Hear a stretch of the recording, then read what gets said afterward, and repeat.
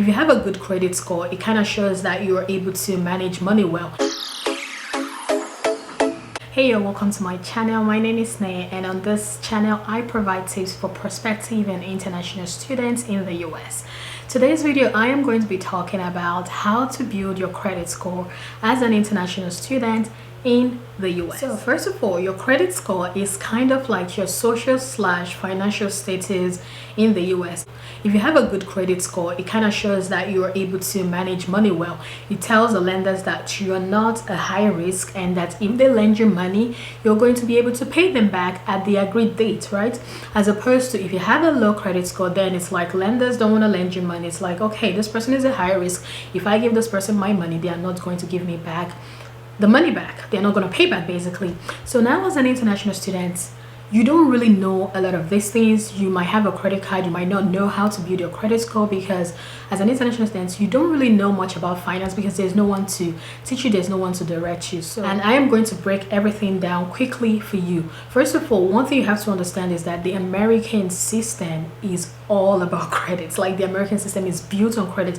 You want to buy a car, it's with credit. You want to buy a house, it's with credit. A lot of things you want to do, most things are with credit. So that kind of shows how important your credit score is, because for you to be able to get all of these things that are on credit, you have to have a good credit score. Now, how do you actually get a credit score or a credit history? You can be able to get this if you have a credit card. So if you have a credit card, you're buying groceries on it, you're paying your utilities on it, it kind of builds your credit history and shows like you're able to manage money well. Now, if you also have like a loan, for instance, if you have like a student loan, or if you like bought a car or something and it was on credit, it also is able to build your credit history. Now, with your credit history, if you have like a good credit history, you've been doing everything you're supposed to do, you're going to have a good credit score. But now if you have a bad credit score, I am going to tell you how you're going to be able to raise it, especially as an international student in the US. Something else also with credit cards you should understand is that every credit card has something that is called your credit limit.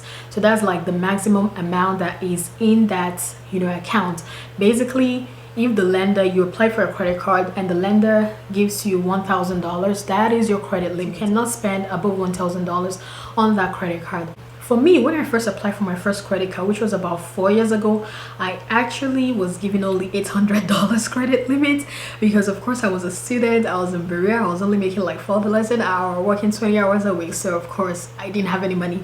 So I applied to Discover, and Discover only gave me like 800 credit limits. But of course, like by the time you start working, or by the time they see like you're able to use your credit card well, then they will be able to increase that limit as time goes on. So below now are the steps that you should follow to be able to improve your credit score. The first step is like the most basic: always pay back on time, right?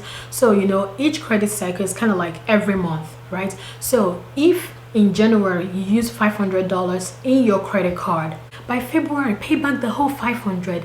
I know that credit cards give you like a minimum you can pay. So maybe if you're owing $500, they tell you you can pay $30. That's like the minimum, right? Don't just pay that minimum, pay everything. Like, when you were spending the money, didn't you know it was somebody else's money? Pay everything back. Don't wait and say, oh, you're gonna pay it back later, because what happens is when you don't pay everything back by February, there is an interest. So let's say you're owing $500 and you pay back $30, and what's remaining is $470. By February, it's not going to be $470 that's just going to be remaining. By February, there's going to be about depending on the credit card, sometimes it's like 20% APR. Is going to like increase, right? There's an amount that is going to increase by, it depends on how much you're owing. So maybe it could increase by like an extra $5. So instead of owing $470, now you owe $475. If by March you also don't pay it, it also increases again. So what you should do to be able to increase your credit score is pay off all of your balances at every point. If you use $500 in January, by February pay the whole $500. This way you're not paying extra money, and also this way you're able to improve your credit score. Second way is by never using more than 30% of your credit limit. So remember how I said if you have $1,000 credit limits, that's like your credit limit, right? If you have $1,000 credit limit, try not to use more than like 30% of that. Personally, I would say don't use more than $300, right? Because the thing is, when you're using the whole money, if you have $1,000 credit limit and you use the whole $1,000, it's telling the lenders, I don't have money, yo. I don't have money, yo. That's basically what it is screaming to the lenders. It's telling the lenders that you don't have money. The only money you have is from that credit. And it's showing the lenders, okay, this person might be a high risk borrower. This person might be somebody that is always borrowing, but they might not be able to really pay back. This person is someone that if I lend them $1,000, they'll use the whole 1,000, maybe come back and borrow more. But now, if you're using only 30%, right, it's showing the lenders, okay, this person has other sources of income. The credit card is not really their only way of, getting money. So if you're using only 30% of your credit limit, it helps improve your credit. The third tip I'm going to give is don't close your oldest credit card. Now, what do I mean by this? Remember how I said my first credit card, I applied for it about four years ago. Now, it means my credit history is only 4 years, as opposed to someone that maybe opened their first credit card, got their first credit card maybe like 10 years ago, which is showing a longer credit history. Now, me that has a lesser credit history, I am still a sort of high risk, right? Since my oldest credit card is 4 years ago, if I go now and close that credit card, even though I have like 4 other credit cards, because in total I have 5 credit cards, even though I have 4 other credit cards, it's still going to hurt me, because now instead of my credit history to show 4 years in total, it's gonna show maybe like 2 years in total, depending on when I got my other credit cards. So that's not good, because when you close your oldest credit card, it reduces your credit history. Now, even if you like your oldest credit card, maybe you don't like it anymore, you don't want to use it anymore, you can only put like minimal amounts there, maybe only your utilities. I have a credit card that the only thing I use on there is just for utilities. I just put like my electricity bills there, my gas, and that is it, right? I don't use the credit card for a lot of things, and it also organizes my finances in such a way that I know that on this credit card, the maximum I'm gonna have in a month is maybe like $200. That's if my utilities is like over the roof. So even if you have like 3-4 credit cards, don't close the oldest one, because what it does is it reduces your credit history, and when your credit history is reduced, it reduces your credit score. The number 4 is actually, I think number 4 is the most important, which is regularly review your credit reports. I made the mistake of, when I first got my credit card, I wasn't, like looking over it.